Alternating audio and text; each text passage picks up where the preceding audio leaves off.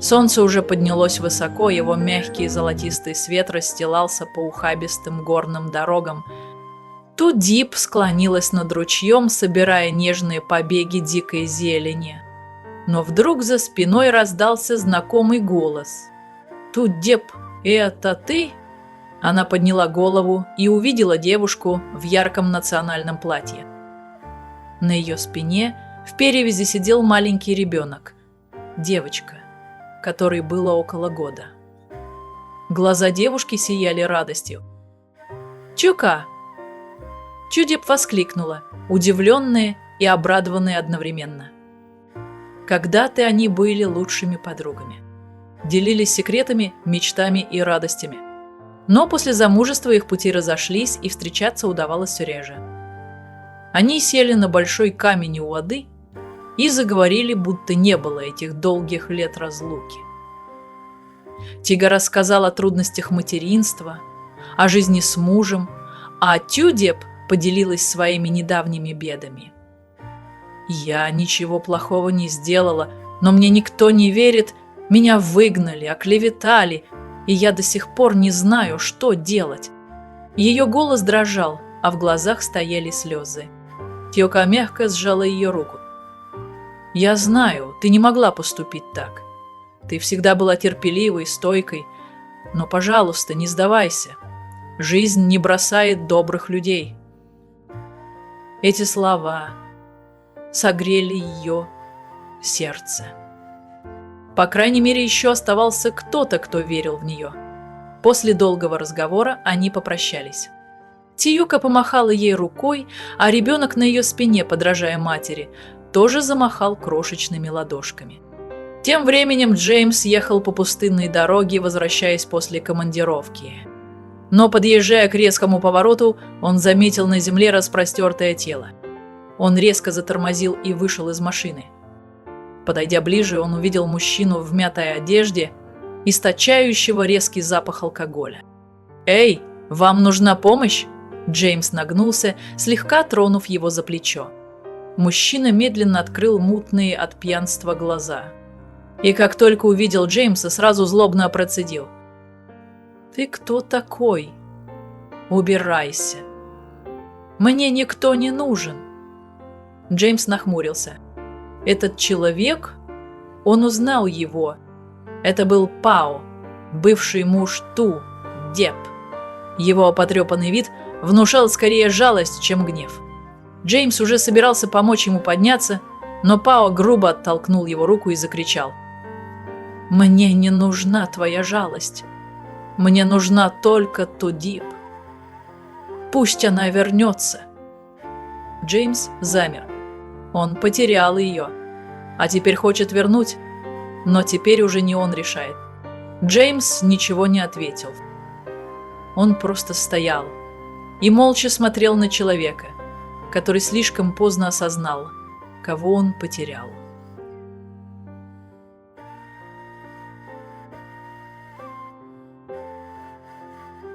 В скромном деревянном доме воцарилась напряженная тишина. Ба Май сидела неподвижно на старом кресле. Ее взгляд был устремлен в сторону двери. Внезапно дверь распахнулась, и в комнату вошли двое полицейских с серьезными выражениями лиц.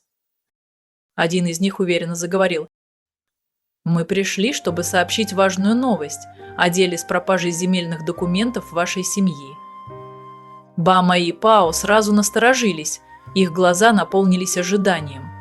После тщательного расследования мы установили, что виновной является Линда По, вторая жена Пао. Она уже арестована и в данный момент находится под стражей для дальнейшего следствия. Слова полицейского ударили словно гром среди ясного неба. Бама и застыла, ее руки мелко задрожали, а глаза расширились от шока. Пао смотрел на них в полнейшем недоумении.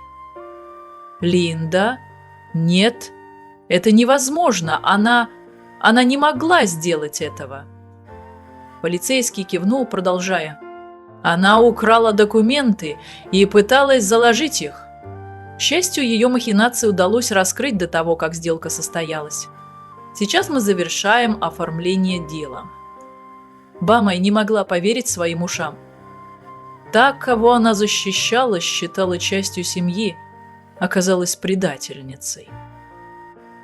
Она вспомнила, как жестоко гнала Тудеп, унижала ее, оскорбляла. Все из-за Линды. И теперь в ее сердце вдруг пронзительно кольнуло раскаяние. Значит, Тудеп все это время была невиновна? Ее голос дрожал. Пау крепко сжал кулаки. Все моменты, когда он обижал ее, грубо говорил, бил, все обвинения, которые он бросал в ее лицо, она молча терпела. «Я был неправ», – прошептал он, его глаза покраснели. Бамай глубоко вдохнула, пытаясь унять дрожь в голосе. «Пау, мы должны ее найти.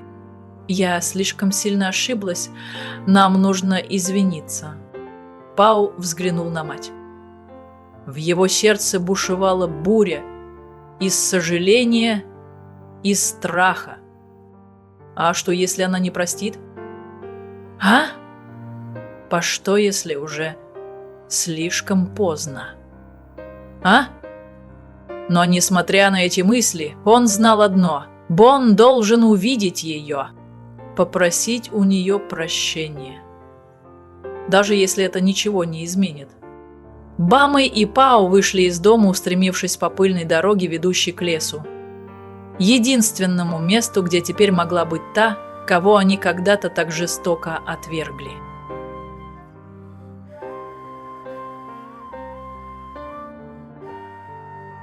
С раннего утра Пао бродил по дорогам, переходил горные тропы, заглядывал на рынки, надеясь найти Тудеп. В его сердце бушевала буря, раскаяние, страх, но больше всего сомнение. Сможет ли она простить его? Целый день поисков утомил его, но он не сдавался. Когда солнце уже клонилось к закату, он добрался до небольшого ручья, где Тудип часто собирала зелень. В рассеянном свете уходящего дня он увидел ее. Хрупкая, согнувшаяся над водой, в поношенной одежде, она сосредоточенно перебирала зеленые стебли, не замечая ничего вокруг. Пао остановился. Ада, его жена, та, кого он не сумел сберечь. Теперь она выглядела еще сильнее, но в то же время чужой. Как сильно он хотел все исправить, но время нельзя повернуть вспять. Он сделал глубокий вдох и шагнул вперед. Тудеп. Она вздрогнула. Ее рука дрогнула, но она не обернулась сразу.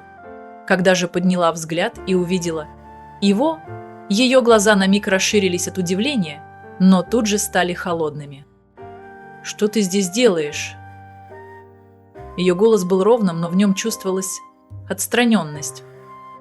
Пао смотрел на нее, и в его глазах читалась боль. Он не стал медлить, просто упал на колени перед ней, опустил голову и прохрипел. «Я был неправ, Тудип, прости меня». Она застыла. Этот человек, тот, кто когда-то унижал ее, избивал, прогнал из дома без капли сожаления. И теперь Бон стоит перед ней на коленях? Ты думаешь, одно слово «извини» может стереть все, что я пережила? Ее голос прозвучал как лезвие. Пао опустил голову еще ниже, голос его задрожал. «Я не прошу тебя забыть, но я прошу тебя поверить, что я раскаиваюсь. Я был слепым, не видел, насколько ты важна, пока не потерял тебя». Она усмехнулась. Тепло, которое когда-то жило в ее сердце, давно угасло. «Пау, я ждала этих слов, но теперь они ничего не значат». Она отвернулась, глядя в сторону, словно давая ему понять. Разговор окончен. Пао понял, что не сможет ее убедить. Он встал, развернулся и ушел, не оглядываясь. Ту-Дип смотрела ему вслед. В ее душе не было ни боли, ни злости, только легкое сожаление. Но она уже сделала свой выбор. Она глубоко вдохнула, подняла голову к небу и сказала себе: «Я должна жить новой, счастливой жизнью».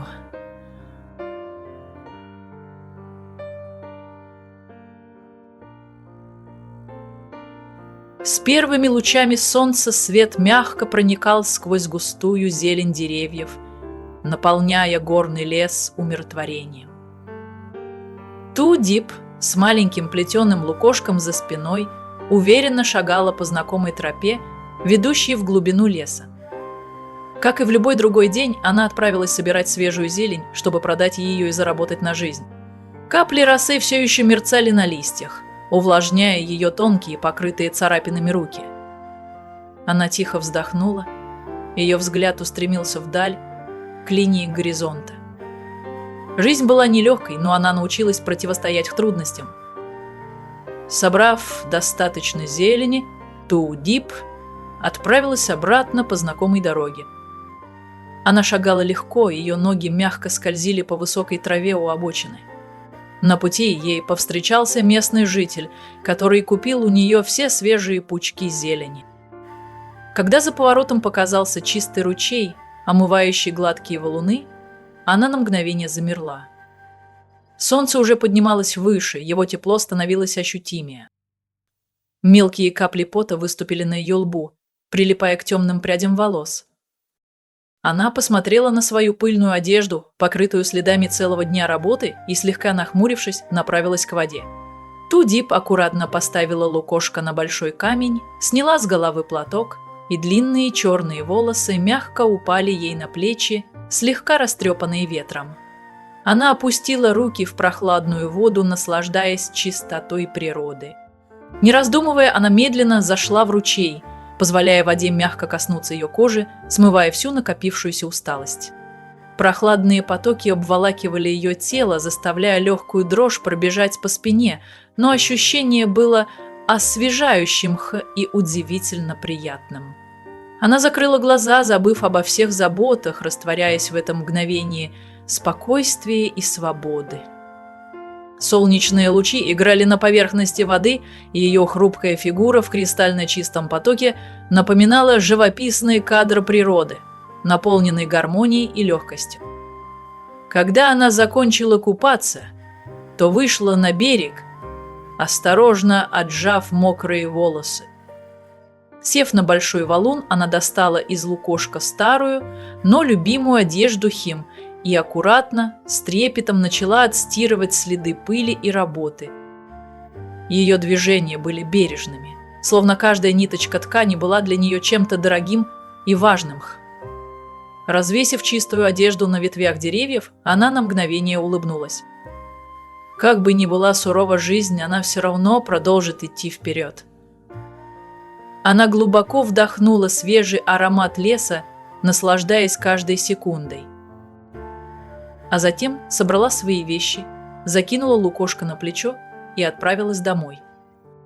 Новый день только начинался, и она знала, она не остановится. Оснаться. После купания и переодевшись в чистую одежду, Ту-Дип продолжила свой путь. Хотя ее тело стало прохладнее, в душе все еще было полно тревог о жизни. Сегодня она решила отправиться в город, чтобы найти работу. Бродячая жизнь не могла продолжаться вечно. Ей нужна была стабильная работа, чтобы обеспечивать себя, не рассчитывая ни на кого. Зайдя в узкую улочку, ее взгляд остановился на большой вывеске перед мастерской, набирающей работников. Жирные красные буквы «Набор сотрудников», «Высокий доход» заставили ее задуматься. Ту-Дип решительно шагнула внутрь. В помещении было много молодых людей, таких же, как она, ожидающих интервью. Она подошла ближе и прислушалась к разговору девушек рядом. «Надеюсь, меня возьмут. Говорят, здесь очень высокая зарплата». «Конечно, но все зависит от того, кто на что способен. И как выглядит». Эти слова заставили Ту-Дип невольно опустить взгляд на себя. На ней была простая одежда, слегка выцветшая от множества стирок. Волосы еще не до конца высохли после купания в ручье. Вокруг нее девушки выглядели аккуратно, ухоженно, некоторые даже слегка накрашены. Она сжала губы и крепче схватилась за подол своей одежды. Разве для работы обязательно выглядеть красиво? Когда ее очередь подошла, за столом сидел мужчина, который, подняв глаза, оценивающе ее оглядел. «Вы пришли устраиваться на работу?» Его голос не был слишком дружелюбным. «Да, я могу выполнять любую работу», – тихо ответила она.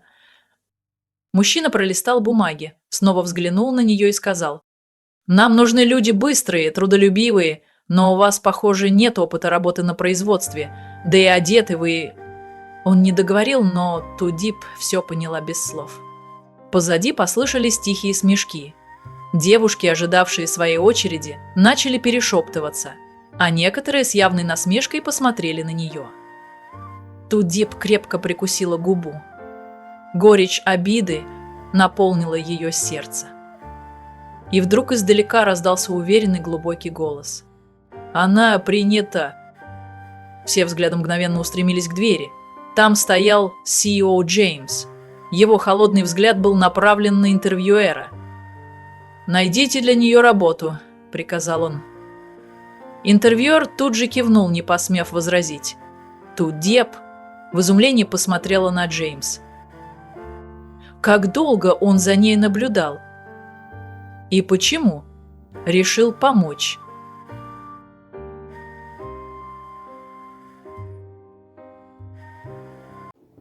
Tử Tiên từng nghĩ rằng dù cuộc sống có khó khăn đến đâu, chỉ cần cô nhẫn nhịn, vun vén gia đình thì rồi một ngày Chiến sẽ hiểu được tấm lòng của mình. Nhưng cô đã lầm. Ngày Chiến dắt lò thị Hường về nhà, cô không chỉ mất đi một người chồng mà còn mất luôn chốn nương tựa duy nhất. Hình ảnh Hường tay trong tay với Chiến được cả gia đình chồng đón tiếp nồng hậu, trong khi cô, người đã hy sinh cả thanh xuân vì mái nhà này, chỉ là một cái bóng nhạt nhòa, thật sự quá đổi đau lòng. Mẹ chồng cô không ngần ngại buông những lời cay nghiệt, như thể chỉ chờ cơ hội này để trút hết mọi khinh thường lên đầu cô. Cái nhà này cần có cháu đích tôn chứ không phải một con đàn bà vô dụng. Từng lời từng chữ như nhát dao cứa sâu vào trái tim Tử Tiên. Đôi mắt cô đỏ hoe, bàn tay nắm chặt vào vạt áo cũ, cố gắng kìm nén để không bật khóc trước mặt những kẻ chẳng chút thương xót cô. Chiến, người từng đầu ấp tay gối